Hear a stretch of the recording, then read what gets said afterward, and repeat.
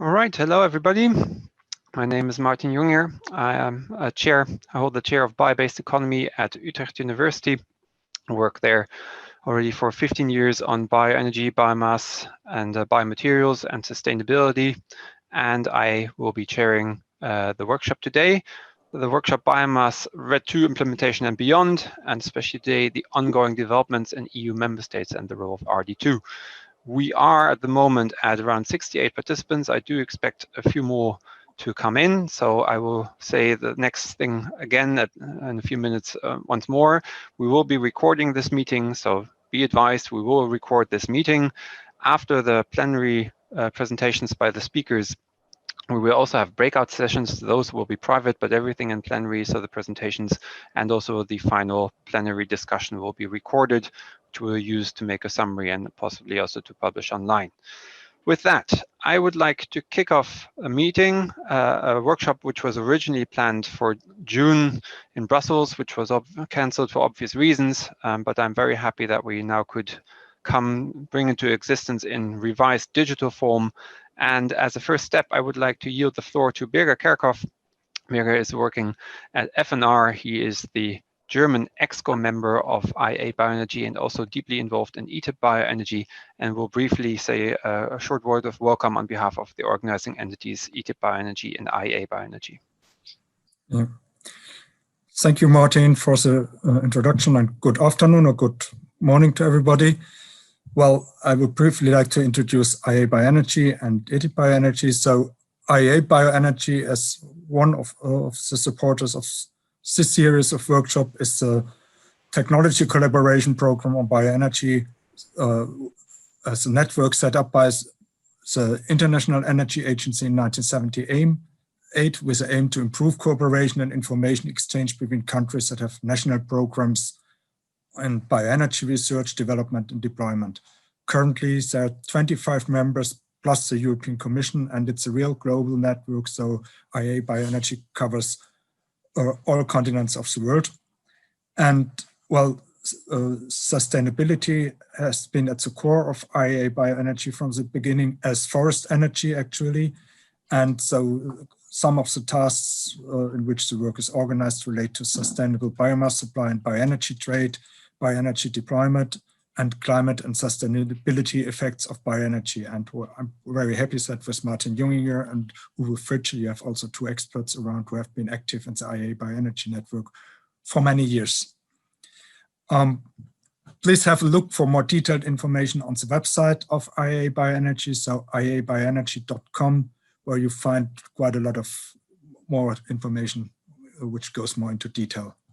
So coming to my other hat, which is the European Technology and Innovation Platform Bioenergy, or in short, ETIP Bioenergy. That's a younger network. So this started as European Biofuels Technology Platform in 2006 and became ETIP Bioenergy, so Technology and Innovation Platform, in 2016. And the mission of ETIP Bioenergy is to contribute to the development of cost-competitive, innovative, world-class bioenergy biofuels value chains, to the creation and strengthening of a healthy European bioenergy industry, but most importantly, to accelerate the sustainable deployment of bioenergy in the European Union through a process of guidance, prioritization, and promotion of research, technology, development, and demonstration. So it's a network which is industry-led, but it combines stakeholders from academia, industry, and the civil society. And it's also very important to interact both with the member states and the European Commission. So this workshop today and the whole series is very timely for this. Well, it's a relation to the topic in detail. Well, lignocellulosic biomass play a key role for advanced biofuels, and a sustainable potential is also mandatory for, otherwise we don't need to discuss about biofuels at all. And I would also like to mention that ETIP Bioenergy has a specific working group on policy and sustainability chaired by Mark Londo. And this underlines the vital importance of sustainability as a cross-cutting issue for the production and use of all biofuels and the commercial development of biofuels and bioenergy in Europe. Thanks. That's all from my side, Martin. Thank you very much, Birger.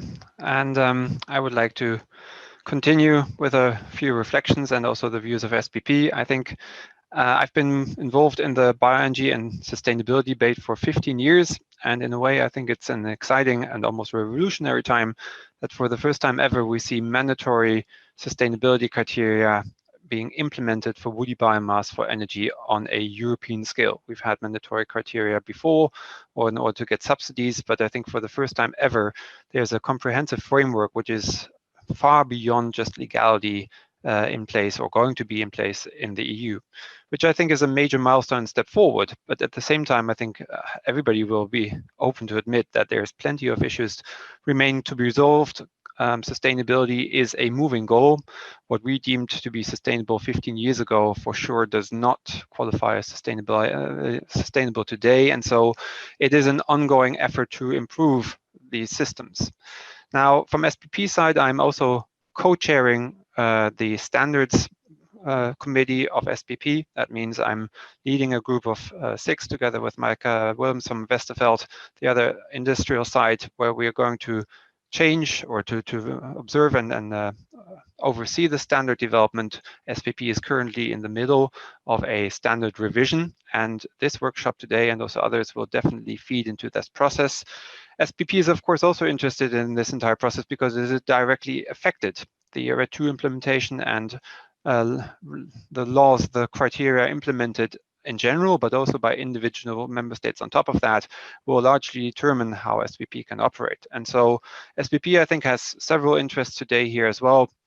Learn from other participants, from stakeholders, but also engage with them and collaborate them in making the standard better. Now, I already mentioned we originally had planned this workshop as a much bigger workshop in Brussels end of June. That obviously could not go on.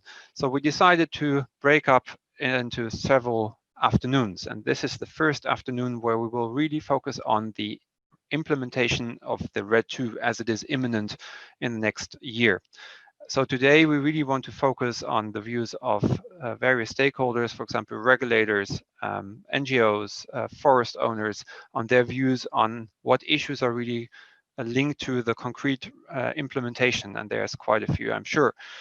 And in a way, this workshop will also act as a groundbreaking event for the next 4 workshops that we have lined up. So in 2 weeks' time, we will have a workshop where we will especially focus on biomass producers and forest owners, but not just in the EU, but also outside on the other side of the Atlantic, where there's a number of large countries, notably Canada and the US, who are already today exporting vast amounts of biomass to Europe and who will also be affected by this legislation. And so we want to focus on the producers' views in the next workshop.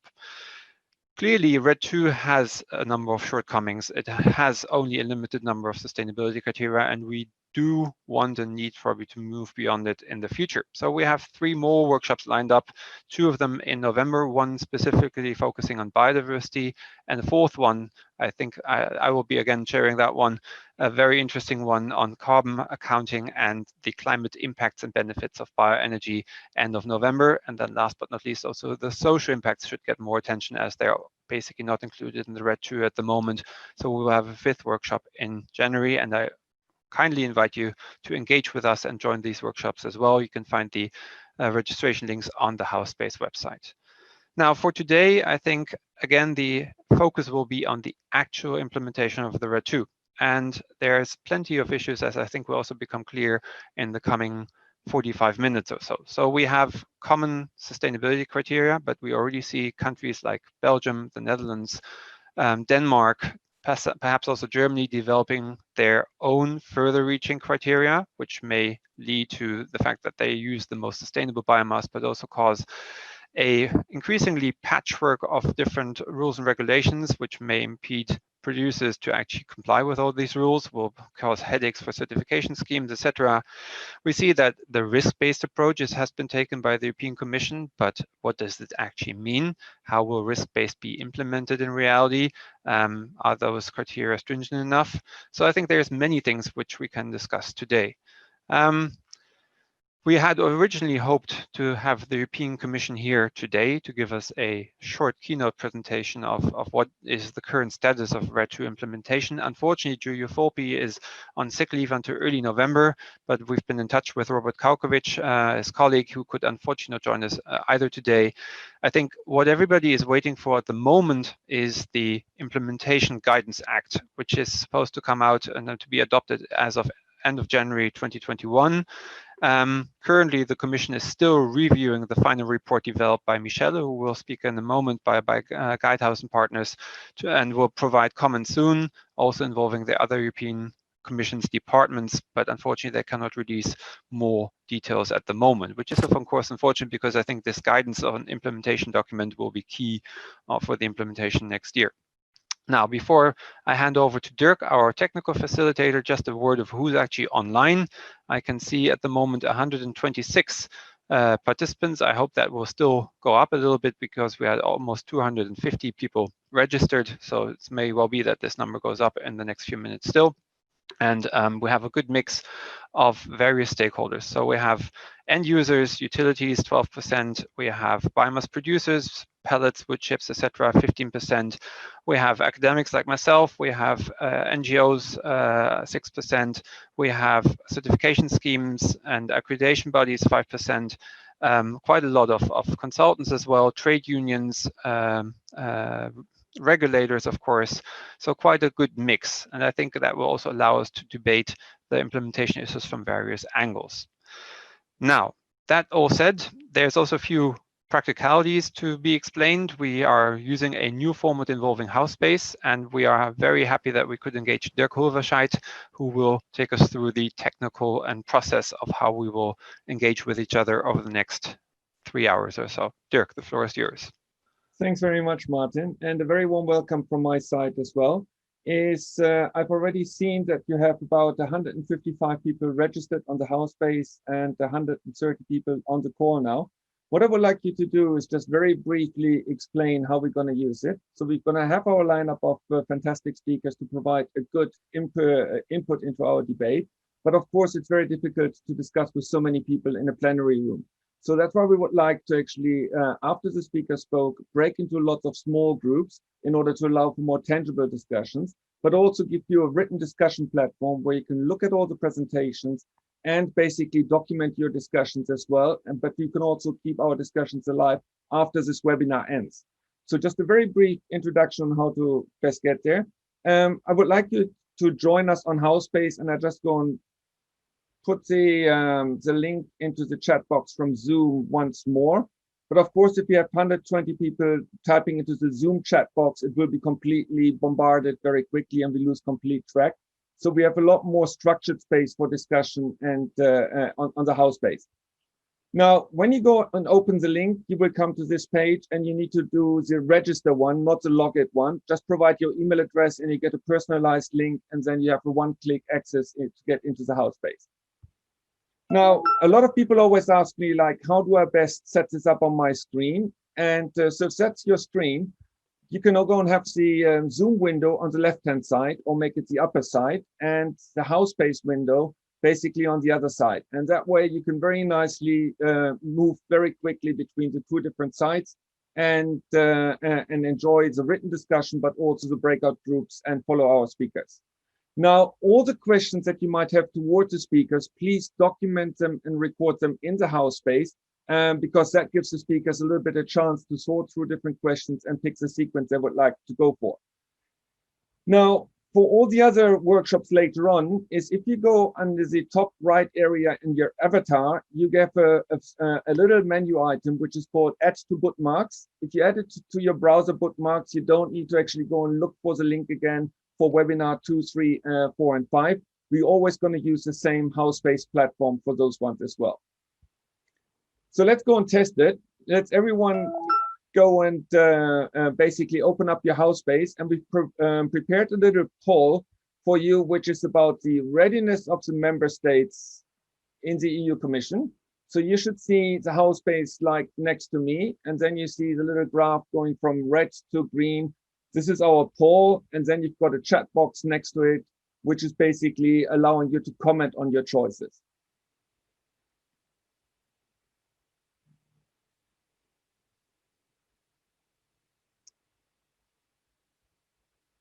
So let's give it 30 seconds for everyone to go and provide their opinion.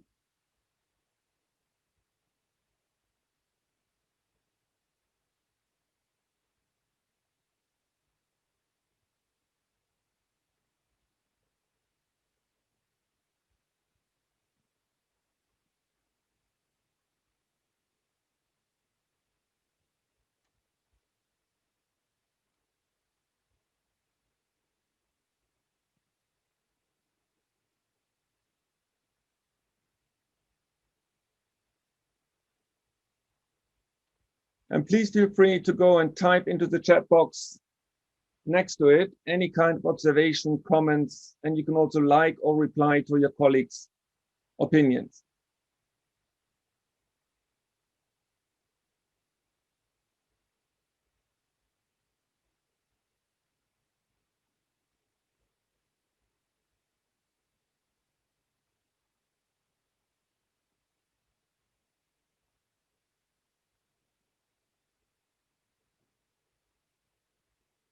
Yeah, as the numbers keep on piling in, it's somewhere on a level of around 4.6, 4.7 seems to be the average one coming in. So it's slightly less than half. So it's probably fair to say that its readiness is, first of all, it's very different between the different states, but overall not very high yet.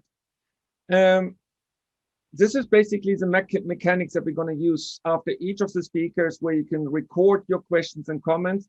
And then we will have a short questions for clarification time window after all the different speakers. And then we're going to break into small breakout groups. And that's where you have time to discuss in a lot more substance all the different things that you've heard and share your observations around it there. Right, I give it back to Martin now to introduce our first speaker. Thank you very much, Dirk. And perhaps a few words from my side. I have to admit that this format that we're using is quite new, and in a way it is very scary, because it means we can't really tell where the discussion is going. Obviously in a normal workshop not as well, but having, let's say, to rely on IT, I guess is something which we have to get used to. At the same time, it is also exciting because we can use different tools and also allow a more democratic approach, see what people like or what they want to discuss, and then tune into that rather than just listening to a few people dominating the debate. So it is also really a learning experience for us. We will use the same format in the next few workshops as well, but if not everything goes perfectly today, please bear with us if we have to take a minute or two once to prepare a Mentimeter poll. So it is really also an experiment for us. All right. With that said, I am very pleased that I have a lineup of 5 excellent presentations. Why do I say excellent? Because I already have seen them, and I hope many of you have as well, because they have been on HouseBase for already 5 days. We ask speakers to pre-record their extensive presentations for 20 minutes or so online. If you haven't seen them, you will still have the opportunity to do so even after the workshop, and you also have the possibility to ask questions and comment on the presentations, which has already been extensively done yesterday and today. So I would like to encourage you to do that as well. But now we will have short summary presentations of about 8 minutes each. And as Dirk already explained, about 1 or 2 minutes, hopefully not more, on clarification questions. So I will really be very strict in this. If you have questions on let's say, clarifying issues, then please put them in the house space so that we can see them and that we can answer them. But if it's anything related to discussion or so, then I would kindly ask you to save those questions for the plenary and for the parallel breakout groups. With that, I would like to introduce the first speaker. Michelle Kolper is Associate Director at Guidehouse Energy and is working on the fields of sustainability service, focusing on international project management, biomass sustainability, energy access and industry sustainability services. And most importantly for today, she has also been the project manager for the last year or so, I presume, for the REDII Bio project. And so Michelle will give us a very short introduction on the REDII and the work that I've been doing for the Commission over the past months and year. Michelle, the floor is yours. Martin, to be fair, Michelle, I just saw joined the Zoom call. I think she might have been kicked out, or so she's just joining again. Just checking. Michelle, are you there? Yes, I'm here. Brilliant. Yeah. So. Sorry, just joining now. I had some technical difficulties. Shall I share my screen? That was the idea, right? Yes, please. well, Martin, I must admit I didn't follow your introduction, so I'm hoping whatever I present is in line with what you. I get the notification the host disabled participant screen sharing. Oh, okay. Else you could also share the slides. That's also fine. It's the same. For On all the... participants, everything's fine. Should be fine now.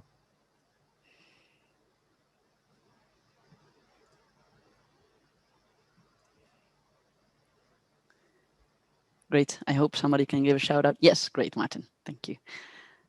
Good. So a brief introduction indeed into the REDII Bio project, in which a consortium led by Navigant, the Guidehouse company, supported the Commission on further developing a technical guidance for the forest biomass sustainability criteria.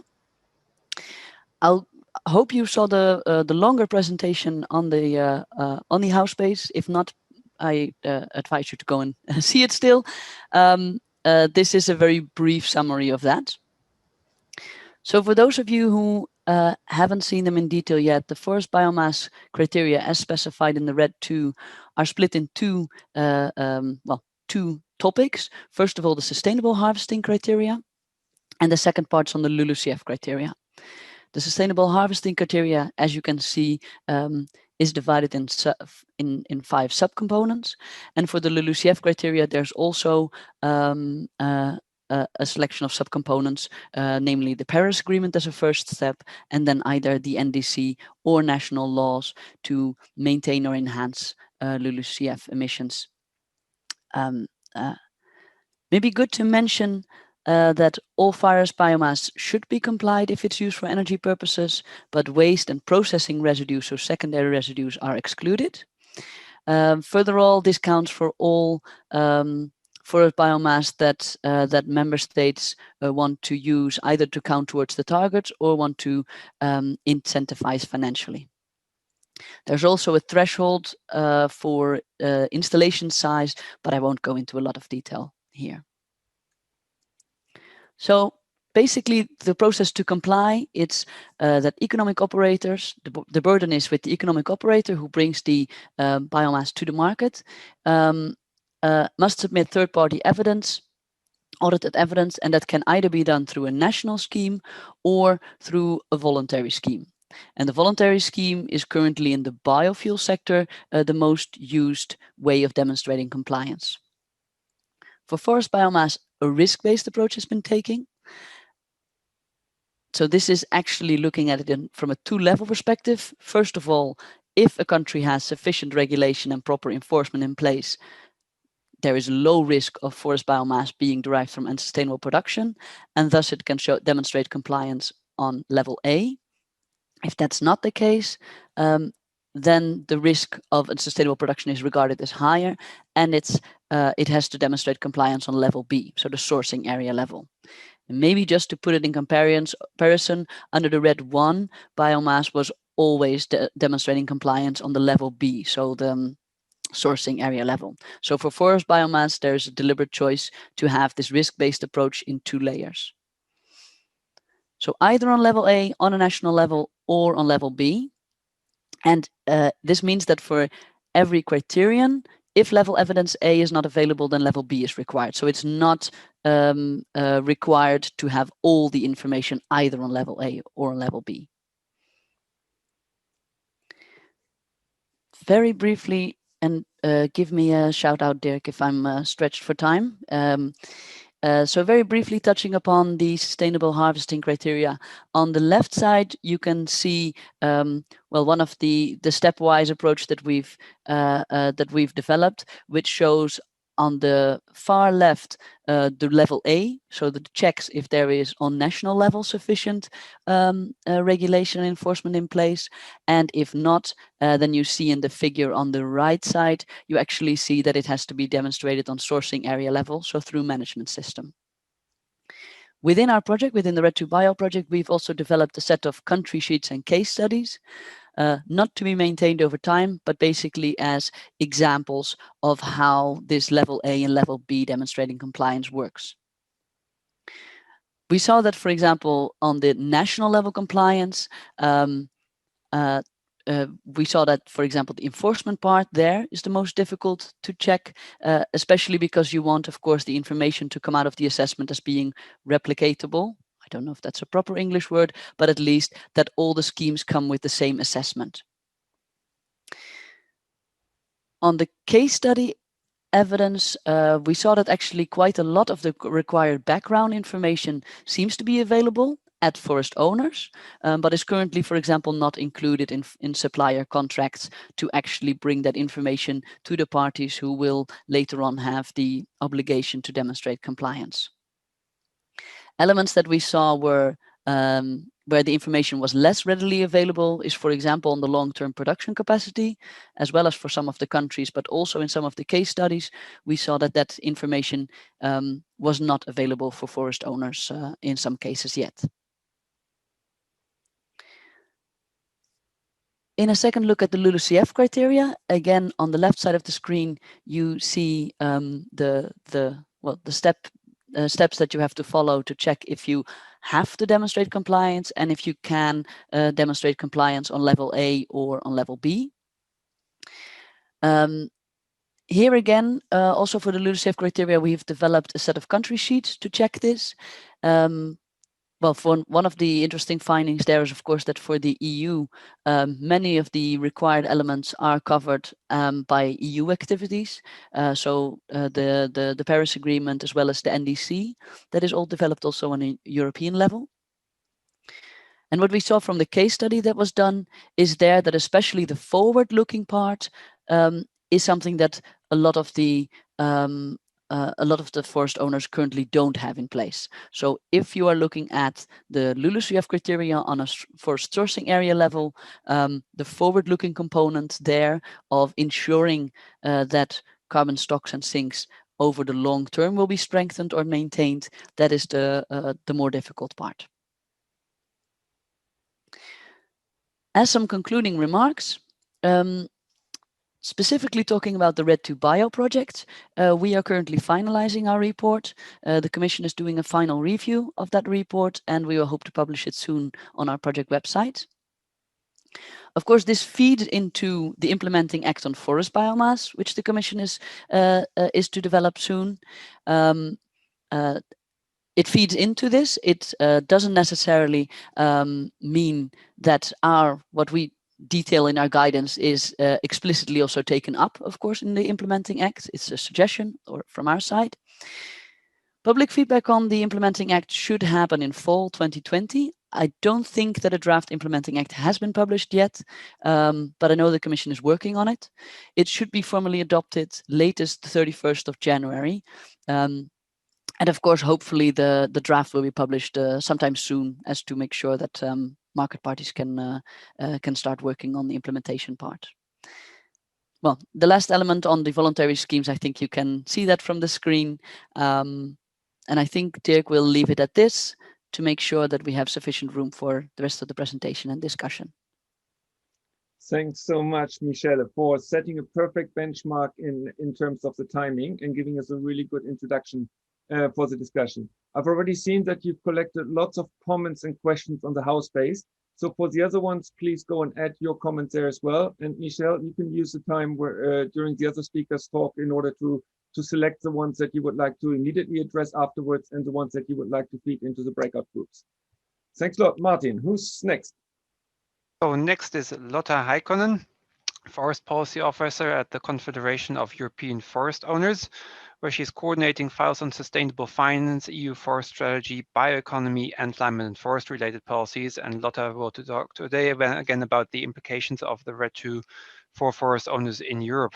Lotta, the floor is yours. Thank you, Martin, and thank you, Dirk. Hello, everyone, and I will be sharing my screen. Share. Oh, it went straight to the last slide.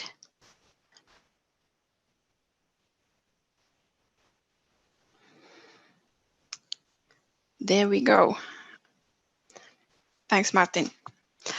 So I was invited here to talk about the REDII and its relations to EU forest strategy. But before that, I will tell you a little bit about CEPF, so Confederation for European Forest Owners. You can see them in this picture. Not all of them, of course, there are 16 million of them. So that is the group that is behind me, not standing behind me, but who I must consider in my daily work. They are all they have all different backgrounds and different ideas about the values about the forest management, but one thing that they have in common is the sustainable forest management. And for forest owners, bioenergy, it is an opportunity. It is an opportunity for them to do things that might not be economically feasible otherwise. And these thinnings, they will enable them to improve the quality of the standing trees that will be left in the forest after the thinning. And this was addressed in some of the questions that I had in the house space as well. Bioenergy is also an opportunity for rural areas because many of the smaller bioenergy plants are located there, close to the raw material supply. And we, the forest owners, we are committed to the implementation of this existing criteria. It has not started yet, but I think as it stands now, it is a good in a good order for the forest owners to implement. There's a lot of support from the government side. So that was another thing that was asked from me in the house space. How is it, what kind of opportunities for wood mobilization the REDII gives, and if governments are in the Paris Agreement and if they are complying with the forest laws, then it's applicable. Oh, now it's yeah, it was jumping before me. And one note I want to make in this slide is that the stable decision-making environment, that it is essential for forest owners, as we're speaking about decisions that will, for tree growing, that will be expanding over 30, 40, even up to 100 years. And then to my title of my presentation, EU Forest Strategy. So sustainable forest management, or SFM, as we call it, it's in the essence of EU forest strategy. And in our views, the potential sustainability criteria that will be addressed probably in the coming EU forest strategy, it should be built on REDII. So there are no overlapping policies and criteria in forest-related policies. And then again, the EU forest strategy should provide a framework for other policies that have to do with forest-related issues. So this is kind of we're creating a good basis for the sustainability criteria in forests with both of these processes. I will briefly introduce this, since this is very much a hot potato at the moment. There's a Parliament vote on the EU Forest Strategy report by MEP Sarvamaa, and the vote is tomorrow. So it's very exciting time right now. And then on the Commission side, they have announced that the upcoming EU Forest Strategy should be published in the first quarter of next year.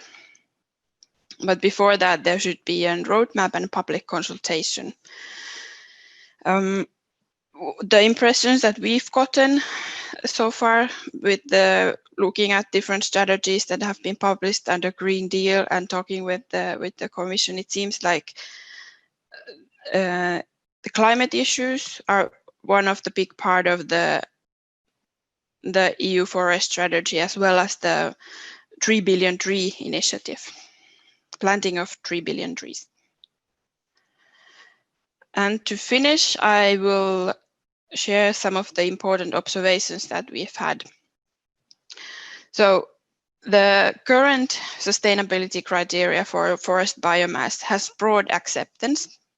It's been achieved through involvement of the whole sector. So it's been this bottom-up approach that's gained the ground for it. Also, the risk-based approach and the compliance could be utilized in other policies as well. And like I said before, this stable policy environment, that's really needed for the operators to ensure that they are doing sustainable practices in their daily lives. And there's a lot of pressure to revising the RED II already now before it's implemented. And we would like to encourage implementation and evaluation before doing any revisions to it. And the last point, really, what is the best role of the woody and forest biomass? It's the substitution of fossils, so having a positive climate impact. Yes, I will end my presentation with this circle of tree life picture. Thank you.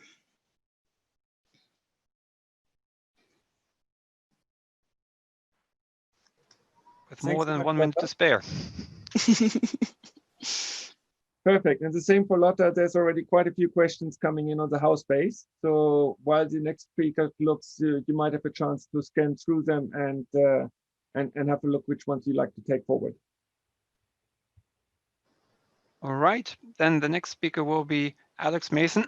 He's at the WWF European Policy Office, and I think has been engaging with the bioenergy dossier for several years already in the Brussels arena. So Alex, please feel free to share your screen and give us your view on the current RED and its implementation.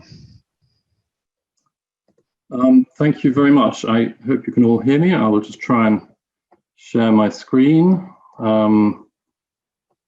And hopefully that is visible to everyone. Yes, looks perfect.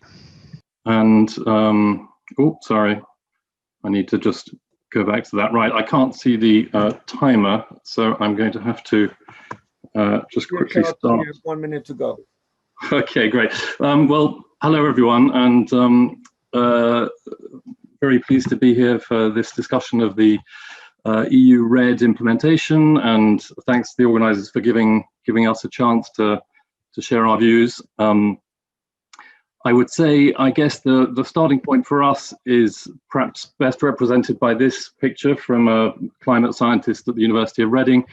This shows the last, what it shows every year since 1850 as a difference in temperature from the historical pre-industrial average. And I guess, you know, as you can see, what we have in the last decade or two is rapidly accelerating climate change, and pretty much every year now is a new record is unfortunately being set. So, what does this mean for bioenergy? Well, I guess it means that, in our view, we need bioenergy that delivers a significant reduction in fossil fuels in a very short space of time.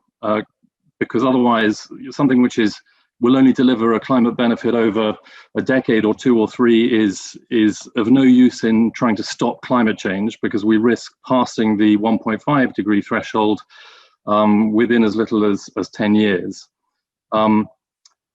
Again, I think, just as a sort of thought experiment, a good starting point is to think about what we might all agree on, and I think I hope would all agree that harvesting forest or mature trees for specifically for bioenergy is a bad idea. And I think the scientific consensus on this is pretty strong. Some of you may have read the letter from nearly 800 scientists that was sent to the members of the European Parliament a couple of years ago. This was signed by multiple IPCC lead authors, winners of the US Medal of Science and the Nobel Prize.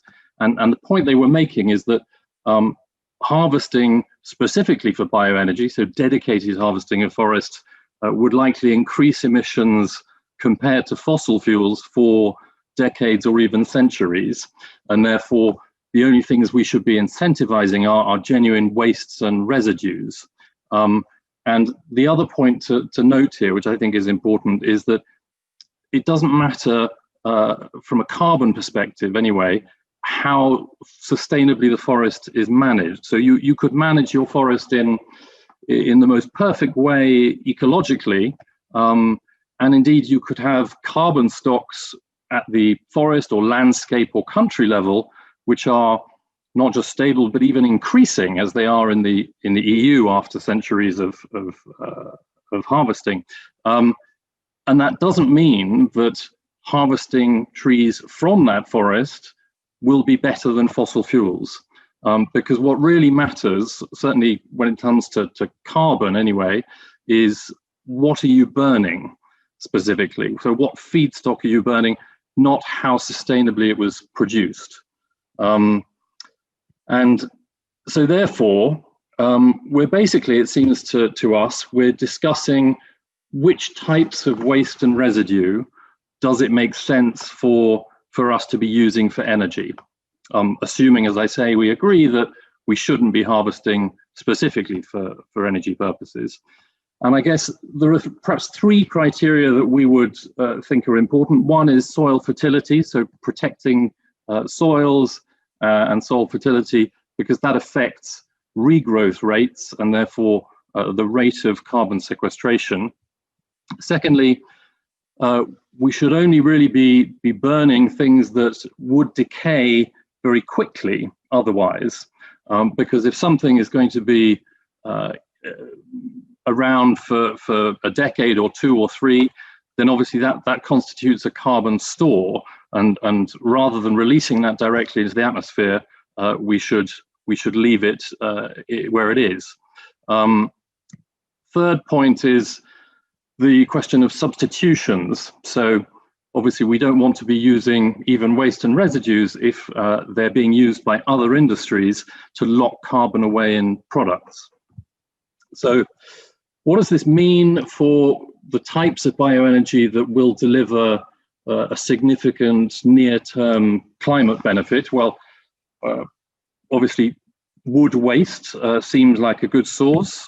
Certainly some types of wastes and residues from the paper industries, like black liquor, possibly sawmill residues, again, if they're not being used by other industries.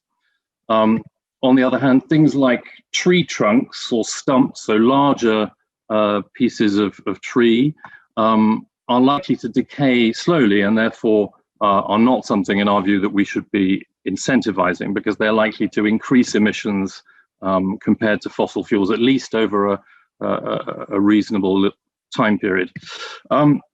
Unfortunately, this isn't what's happening. I mean, what we're seeing is a growth in the use of pellets, particularly imported pellets, produced from whole trees or large tree trunks, whatever you want to call them. This is obviously a pellet mill in the southeastern US. It's another one. It's happening in the EU as well. This is a pellet mill in Slovakia. So what does the RED say about this? Well, unfortunately, not very much. And it says something about greenhouse gas criteria, but that only covers transport and processing emissions, so they're not really useful. It has something on LULUCF accounting, but again, this is at the sort of country, landscape, or sourcing level, which doesn't tell you whether what you're burning will be better than fossil fuels. And then it has some rather weak criteria on sustainable forest management. But again, sustainable forest management, which is obviously very important, it's not a proxy for the carbon performance of any fuel. There are some criteria on efficiency as well, but they're very weak and they won't make a difference. Alex, you have about 1 minute to go. Thanks very much. Yeah, so basically my message for the member states trying to implement the RED is don't rely on the Renewable Energy Directive for sustainability criteria. This report was published by Forest Research. This is a UK government arm's length body. And they said the following about the Renewable Energy Directive. that of the 15 criteria that they recommended would be needed to ensure that something delivers carbon benefits, well, you can read here, the RED covers very few of them, only 3 in any detail, and therefore member states should implement criteria within national policy. You can see all this in more detail. I'm running out of time, so I'll conclude. As I say, we're facing a climate emergency, so we need more restoration of forests. Bioenergy has a role to play. We're not opposed to bioenergy, but it must deliver near-term reductions in emissions compared to fossil fuels. The criteria in the RED, unfortunately, are largely meaningless, and therefore member states should implement stricter criteria at national level. For example, restricting incentives to fast decaying residues. I'm sorry, I'm 10 seconds over. Yeah. But I'm done. I think that is still technically within the time. Thank you very much, Alex. Thank you. Thanks so much. And also, Alex, there's already quite a few comments and questions on the house page for you. So please have a look at which are the ones that you want to quickly address, and then which ones to take forward into the breakout groups.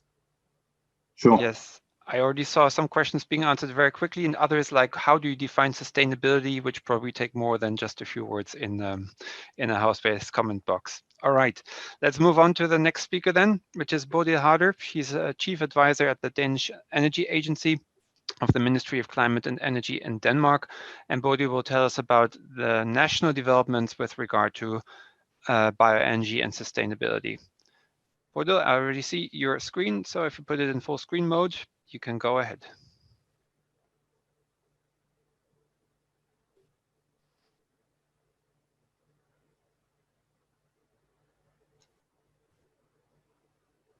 Do you hear me? Yes, loud and clear. Okay, yes. And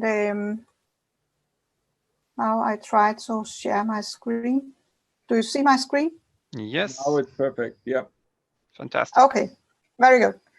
But I have changed my presentation because we got a new political agreement in Denmark on sustainability of woody biomass this Saturday, October 3rd. So now I will present our new agreement in Denmark.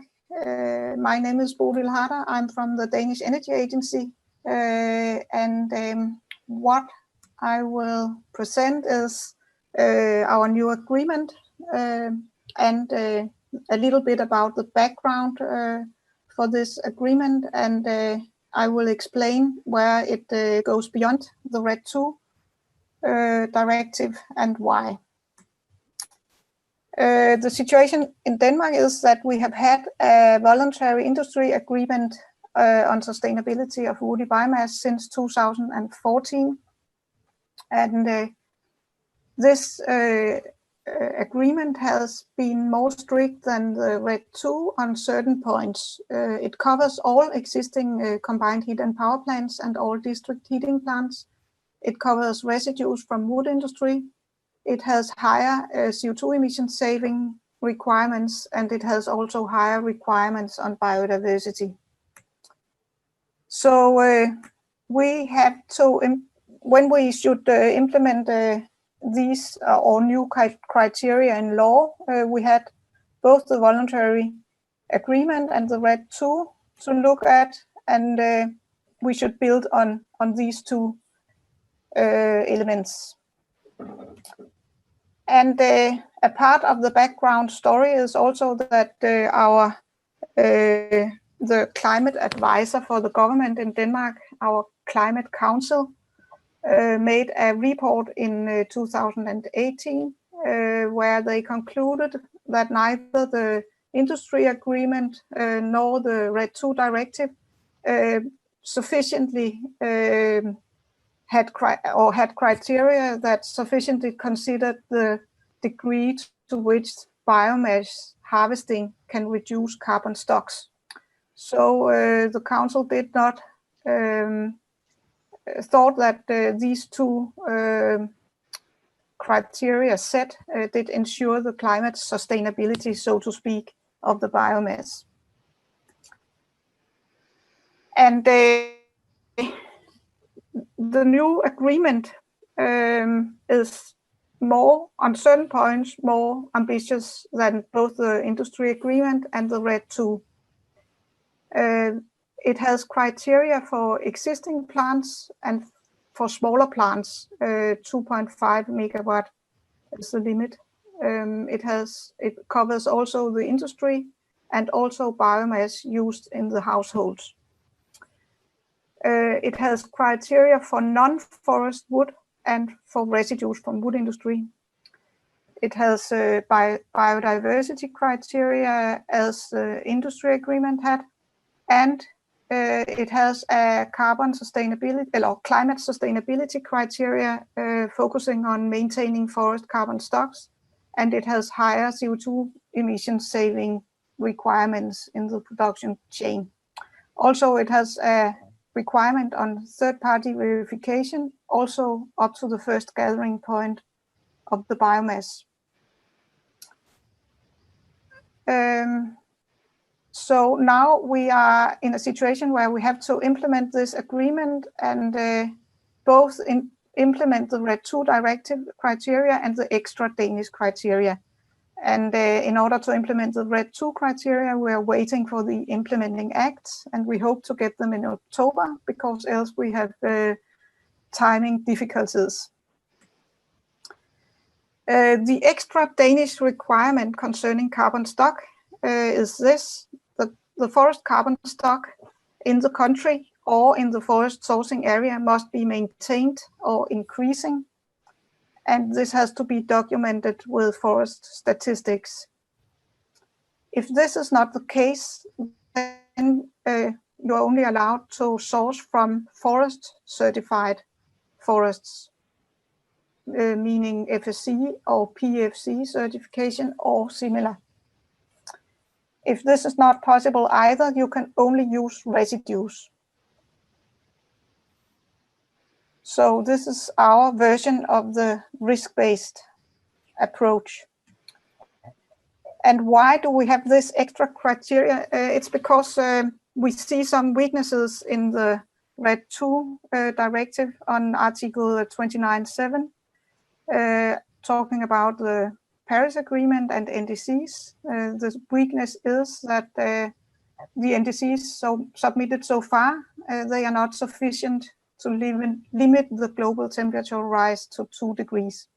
And also the management, the B level of compliance, talking about management systems, and that should ensure carbon stock and zinc levels, the maintenance of that over the long term. We cannot understand how a management system, for example, at the wood pellet producer, can ensure this. And long term, what is exactly that, and how should that be possible to ensure for a wood pellet producer maybe 30 years from now? Okay, to conclude, Denmark will add several extra criteria beyond the REDII in order to make the biomass as sustainable and climate friendly as possible. But also the solution is a compromise. Security of supply and the consumers' heating bills have played a role. Many stakeholders in Denmark find that the sustainability criteria is not enough.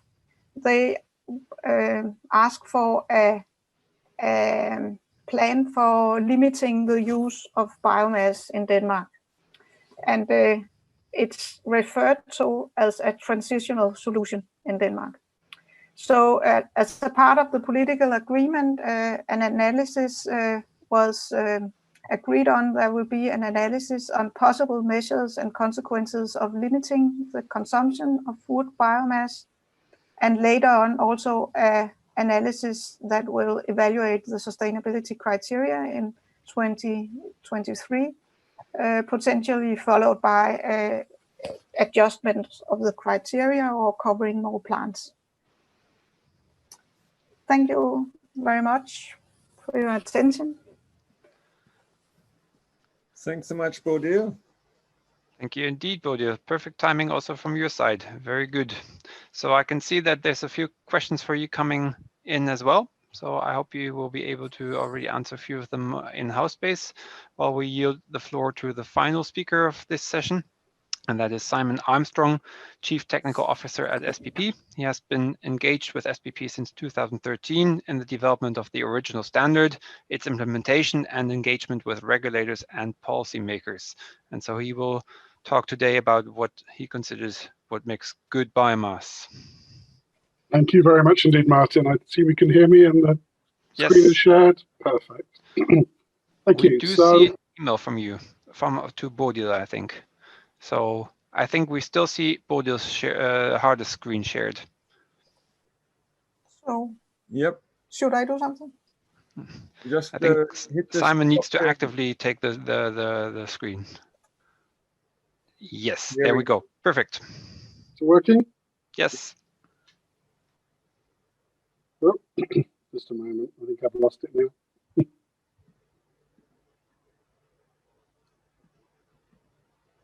There we go. Right, so thank you very much. So 5 minutes or so about good biomass, good regulation. So SPP has been, the standards were published 5 years ago, over 5 years ago. And during that time, we've been working with a range of policymakers and regulators, particularly through Europe, on the implementation of those policies and regulations, and then the translation of that, the intent and the detail, through to the actual operational implementation. And so we sit very much at the interface of policy intent, the detail of regulation, and the practical application, which can often be a very interesting place to be. And over the last 5 years, the proportion of biomass coming through SPP has continued to increase. Last year, we had about 12 million tons, which is about 2/3 of the large-scale, the biomass used for large-scale energy production in the EU. So I just wanted to illustrate some of the points that I was making in the main presentation by, in fact, picking up some of the discussion that's already happened on house space. So just sort of making a number of assumptions and thinking about a hypothesis, a scenario. A number of countries looking at the forest carbon issue have developed proxies, so lists of approved and disallowed feedstocks.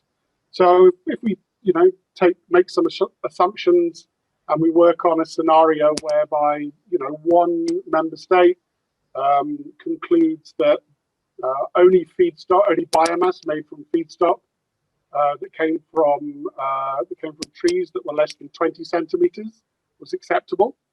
And then we consider that another regulator in Europe, for example, concludes that their way of developing a proxy for feedstock that ensures long-term forest carbon is to say that it may only come from forests or trees that are less than 40 years old. And another regulator says, well, the way we're going to deal with this is by excluding any material that could be suitable for soaring. We already begin to see quite a divergence in the approaches being taken. And then we add on to that another member state regulator who concludes that actually there's no difference between feedstock that comes directly from the forest and feedstock from processing residues. And consequently, all biomass has to, whether it came directly from the forest originally or comes from processing residues, has to meet the same sustainability requirements. And if we're going to have efficient flows of biomass that deliver into all of those key markets that are delivering on the climate objectives of those different policymakers, then a pellet mill, for example, outside of Europe trying to supply those markets has to meet all of those requirements. So even though the intent there might be the same, which is around ensuring, for example, maintenance of forest carbon over the long term, the realities of the way that the regulation is written, and because of the divergence in the approach taken, results in the producer having to meet a range of different requirements. And ultimately, it's the summation of all those requirements that have to be delivered on. There's obviously a logical, you'll notice the logical error in this as well, that in order to meet these 4 regulatory sets of requirements, the feedstock coming in has to simultaneously be not suitable for storing, and also the same for processing residues as for material coming from the forest. And it's that kind of inconsistency and illogicality that we have to deal with. Very enthusiastic, very keen as we go forward to ensure that we can resolve these kinds of issues.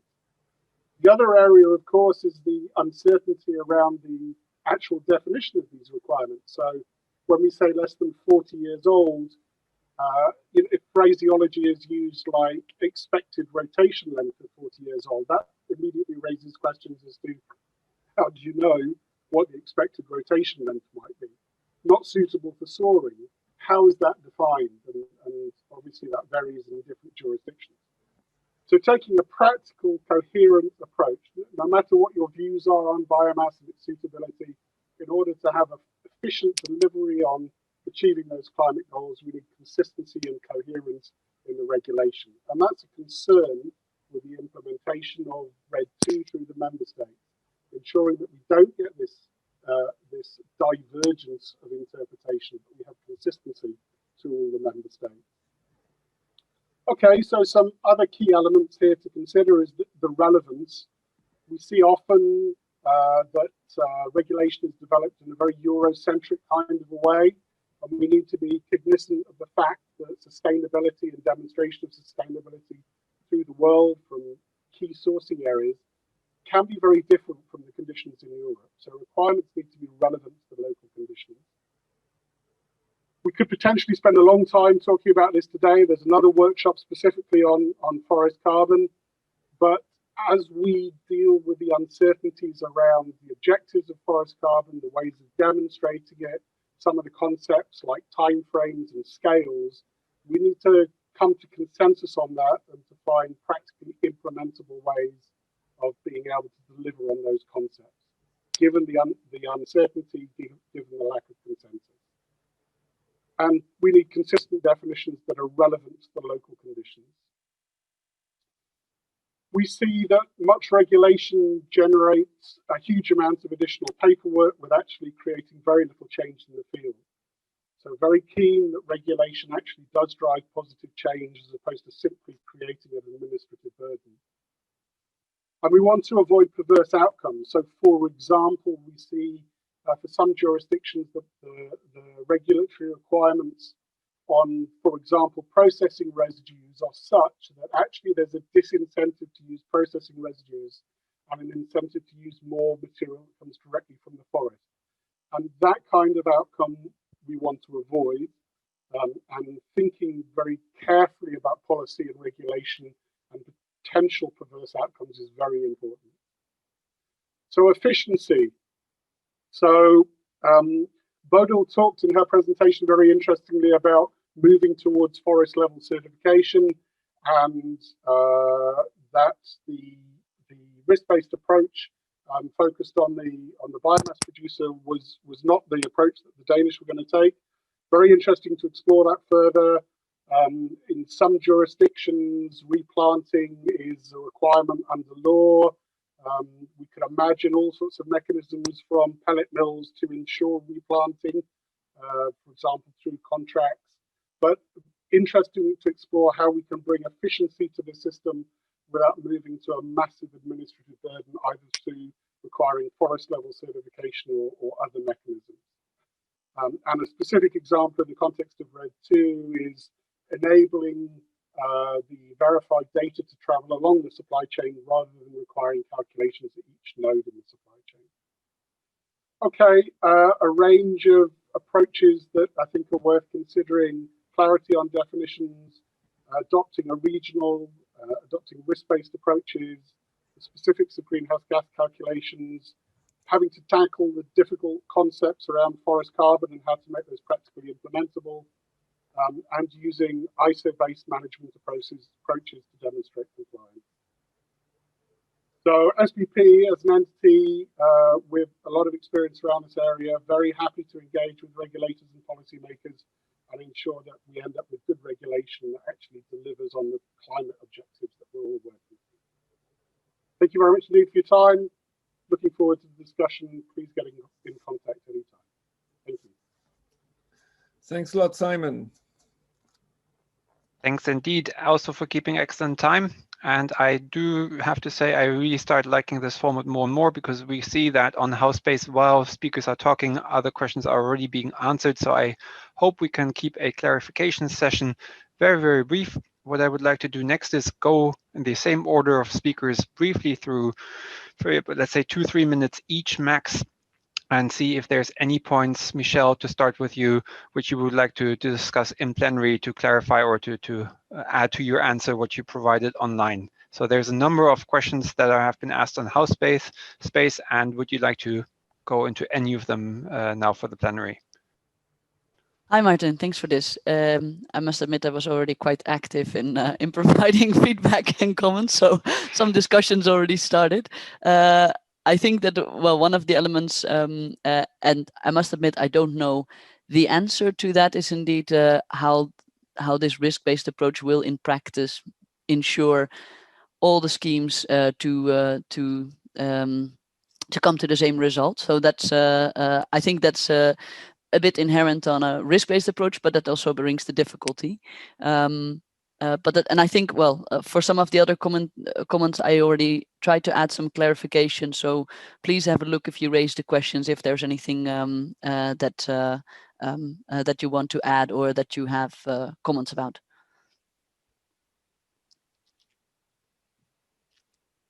I think you're muted, Martin. Martin, you're on mute. Apologies, beginner's mistake. No worries. Lotta, any comments you would like to reflect upon, or any answers you've given to share with everybody? Thanks, Martin. I would like to take up Inge Stubak is asking about the opportunities for private small-scale forest owners, and I've read the report that Michelle and her group has provided, and it seems like EU member states, they're providing a good policy framework. They have their forest laws in place and systems, and they're part of the Paris Agreement. But then for the countries outside EU, and especially outside the Paris Agreement, it is more difficult for the private forest owners to comply with the REDII rules. So I think this is something that we in Europe have, or in EU have, very well. Our situation is very good on that. Thanks. Perfect. Thank you very much, Lotta. Then we'll move on to Alex. I think you also received quite a few comments on your presentation. Anything you would like to take up from that? Well, they're all sort of rather sort of specific, actually. But yeah, I mean, thanks to everyone who's engaging. I'm going through as people are talking, sort of adding replies, and I'll carry on doing that. I think, yeah, I mean, there's a range of different interesting issues, but they're all rather specific. So perhaps not for general discussion in plenary. I would just encourage people to look at the full presentations that I and everyone else has recorded in advance, which are on this page, because obviously they go into a lot more detail and they provide more references to the things that we could say in the 8 minutes we had just today. I can only second that. Obviously, there's always a trade-off in the amount of information you provide and how much you can ask from people. So I hope this format will work nicely. But again, the Housebase page will actually also remain active after this workshop. So even in the coming days, you will be able to ask further questions. Obviously, I'm not sure to what extent we can ask our speakers to continuously answer them, but I'm sure there's more room for discussion and exchange of views. Let's move on to Bodil. Is there any 1 or 2 points which you would like to point out and discuss in plenary?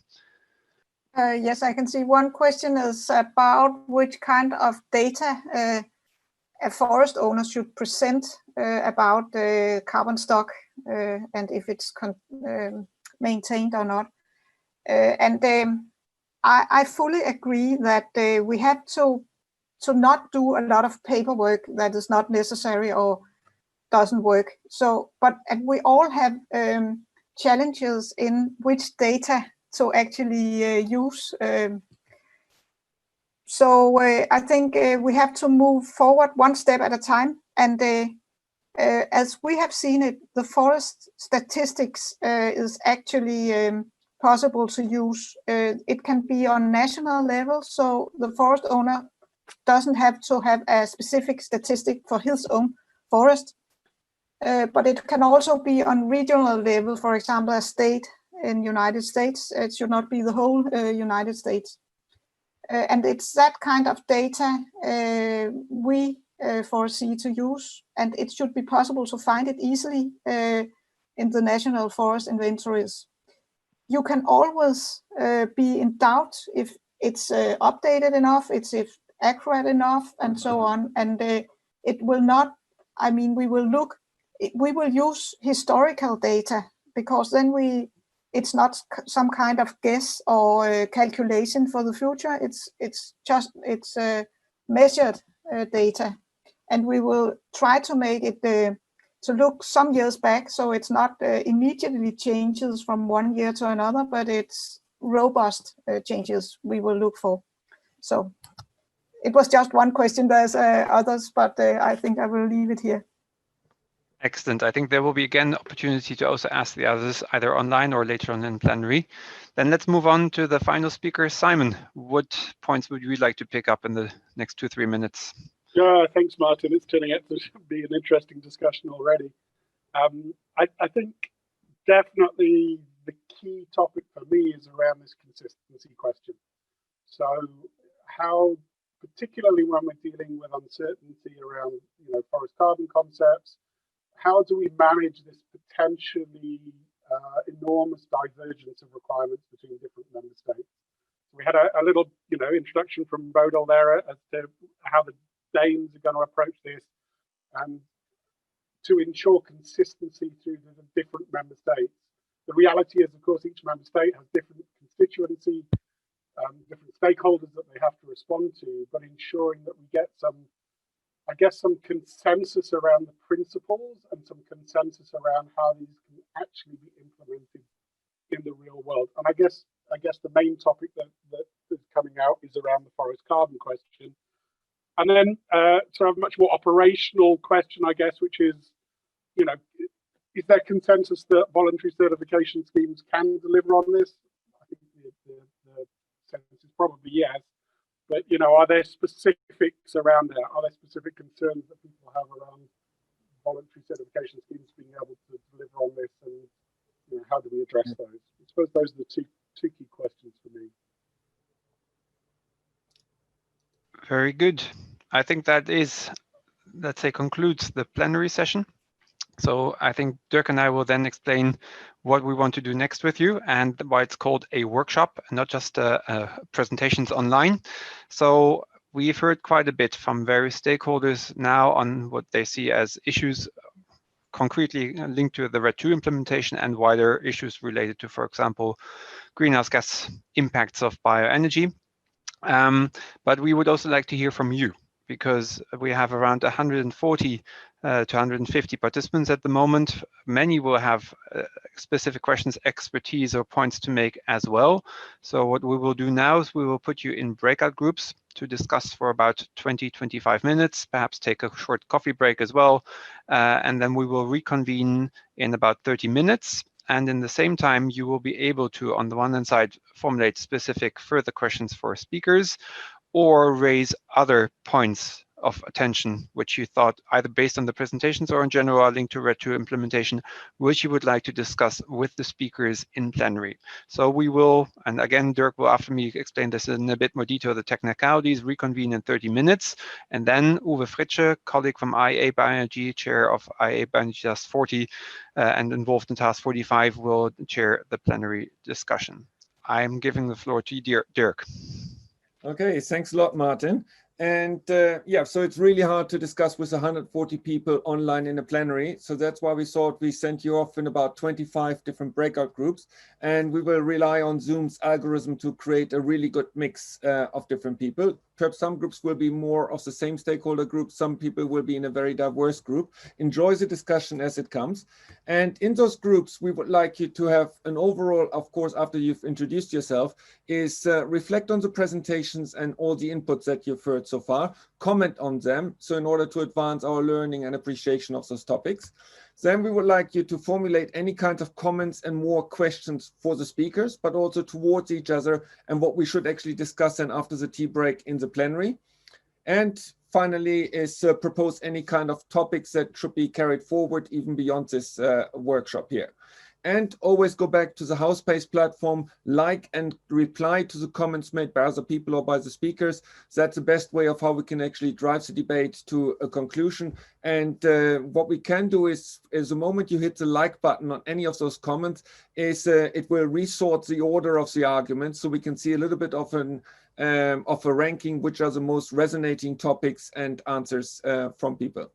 Now, one little guidance from myself is in a group of 6 is very difficult to talk and write at the same time. So I would encourage you basically to help each other out and just go and type on somebody else's behalf. You can just answer their name in the beginning. And the second part is please go and make one contribution per chat entry so other people find it easier to actually go and like and reply and not just get a long bullet list of 10, 15 items in the same post. Okay, I will send you away now. Please bear with me. It takes about 15, 20 seconds before you find your people. Just to clarify, I think people will not still have clarity. Where do they need to post their 1 or 2 discussion statements at the end? On Housebase in the chat of Zoom? Oh yeah, thanks very much for pointing it out. Yes, please only document your discussions in the Housebase. Let me show you again on the screen where it should be. So if you have the Housebase here and you go to the very bottom of the page, that's where you find one generic chat box for anything in particular. And then we've got 4 more specific questions for each of the different groups for you to do a little bit more deep dive. Okay, the Zoom chat box will be very messy, so please try to avoid posting in there. All right, and we will be back in exactly 30 minutes, so that is half an hour. And then actually we did have a 10-minute bio break for everyone, and in order to give Uwe also a little bit of time to screen through the different elements to share in the plenary discussion. So the plenary will start at 5 to 5 sharp. Exactly. In 40 minutes. Excellent. Okay. Looking forward to the individual discussions. Enjoy your groups, and if there's anything, there is a button where you can call out for help or for support. Thank you, Uwe, and indeed, thank you for all the contributors. I'm really impressed about the amount and the richness of feedback we have been able to gather in, well, less than 3 hours through the combination of Housebase and Zoom.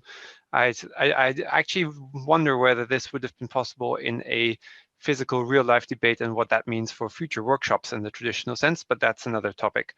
Let me try to summarize just a few of the things. I will not claim to be comprehensive because we will probably have to rewatch this whole discussion and Housebase in more detail, but a few things that I observed. So what actually surprised me and was just reconfirmed also in the chat again, that people actually say, well, what's the relevance of the current criteria? The current criteria are mainly focusing on traditional sustainable forest management like soil, water, air, biodiversity to a certain extent. And apparently they are enough, they are sufficient. I have heard Florian, I've heard others say, well, you know, the sustainability of the forest management, yes, it's important, but with this, it doesn't seem to be the main topic, which in a way is good. And what I also found almost surprising but encouraging is that we also hear, well, on a risk-based approach, these criteria could be applied to other products, to paper, pulp, timber as well. And I think the relevance of that is not to be underestimated if we would be able to do that on an EU level, because we are now at the moment mainly talking about the sourcing countries, which are probably of least concern. But if we also look at imports from, let's say, other countries, this may be far more important. Which brings me also to the observation that other topics like Jenny raised, economic or from Adam, social issues, have barely been mentioned today. So we see that almost exclusively the discussion has been going on carbon and end use. I will come to that, but Also biodiversity, which will be a topic of the next, one of the next workshops. The word, I think, has been falling once or twice, whereas it is one of the major challenges next to climate change, which I think we're facing. So in a way, this I found surprising. I think one of the main points made by several people was that we have to disentangle sustainability of production, which seems to be, like I said, I don't want to push it, but to say most people didn't really seem to be concerned about it to that extent, and the issue of the carbon benefits of bioenergy, which seem to be central in many of the presentations and many of the issues. So I think the question whether sustainably reduced biomass can still have terrible climate impacts or not, I think will keep us busy for many years, hopefully not, but sessions to come. I think a few things which I picked out is the point raised by Christian Rakos on salvage wood, how to deal with a situation where a forest is becoming a net source rather than net sink. We've seen the same in British Columbia already 10 years ago. The point that Alex raised, what is the relevant timing of benefits? Does it have to be within 10 years, or is 30 or perhaps 50 years also still relevant to mitigate the long-term impacts of climate change? What about the requirement of carbon stocks increasing? What if they decrease? Again, does that rule out that we can use anything from bioenergy? So I would like to reiterate, we already have a number of speakers lined up for the carbon workshop, which include Robert Matthews, but also Annette Cowie. We're discussing with several other partners at the moment. So I think this will be a key workshop at the end of November, 30th of November. So please pencil that in your agendas as well. Last but not least, from, let's say, the more operative viewpoint, I think what we see in terms of divergence in member states, Belgium, Holland, and Denmark have been mentioned here and there on the sides. That worries me to a certain extent, that we see again this branching out, this let's say coming up with more complicated and individual sustainability constraints, whereas both I think industry and WWF is saying we need more simpler criteria. So I think that's something of some homework for the regulators and policymakers, which hopefully have been watching or will be watching this recording as well. Okay, I could probably go on for much more, but it has been a long 3 hours, and probably most Europeans are almost hungry for dinner. What I would like to do is we will summarize this. Again, the house space page will remain open for quite some time to come, so you can also continue discussions on there, and we hope that it will actually be a fruitful means of further exchanging views. The next workshop will be in 2 weeks' time from now, and will again focus mainly on the biomass producers and forest owner sides on both sides of the Atlantic. And for that, to give us a short introduction of what can be expected in 2 weeks, I would like to give the floor briefly to Mike Williams, who will be the main organizer of the next workshop. Thank you very much, Martin. Workshop 2 will be biomass supply from in and outside of the EU, and that will be on 19th of October at the same time as this workshop started. We will hear from both small and large forest owners in the EU and North America. We will also have an end user's perspective from the UK. There will also be producers from the EU and North America, and views from regulators and member countries. So anyway, we would appreciate everyone participating in that. The 15-minute presentations, again, similar to what was done today with this workshop, will be presented about a week in advance, and we would encourage everyone to view those and begin to ask questions. That will help our speakers be better prepared during the live session. This next workshop 2 will be similar to this one in that we will have breakout groups, we will have initial presentations, and then there will be a group discussion at the end for more collaboration between all of the participants. So with that, Martin, I would like to turn it back over to you, and thank you. Thank you very much. And again, I would like to encourage everybody to register for that and the upcoming other workshops as well. I think Dirk already put up the slide, provide feedback, the only way to improve. I think what today was a first experiment, and my very first gut feeling would say a successful experiment in combining live discussions and discussions on the house space. Nevertheless, obviously, there are still improvements to be made. I think having let's say, starting the discussion earlier might help.